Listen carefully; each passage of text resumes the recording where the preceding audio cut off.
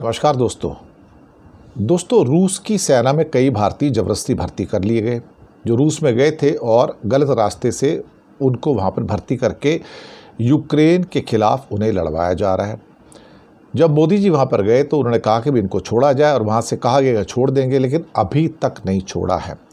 Putin वादा खिलाफ़ी करने के फेमस व्यक्ति हैं और पुतिन के ऊपर यकीन किया नहीं जा सकता।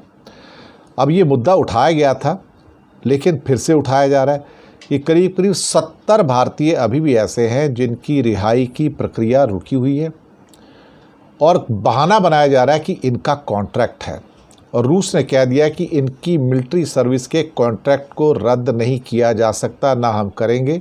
और कम से कम 9 भारतीय नागरिकों की युद्ध में लड़ते मौत अब तक हो चुकी है। अब ये सपोर्ट स्टाफ के रूप में काम कर रहे जो इंडियन सिटीजन्स हैं उनकी रिहाई और भारत भेजने का मुद्दा जो है बड़ा संवेदनशील मुद्दा बन चुका है कि मोदी ने जो बात कही थी पुतिन से, तो पुतिन उस बात को नहीं मान रहे हैं।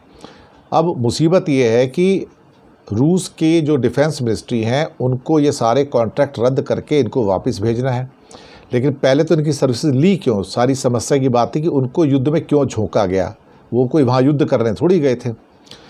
तो अब रूस को एक ऑर्डर जारी करना पड़ेगा और रूस ऑर्डर जारी करने में आनाकानी कर रहा है और वो कहता है कि हम इसको फ़िलहाल नहीं कर सकते।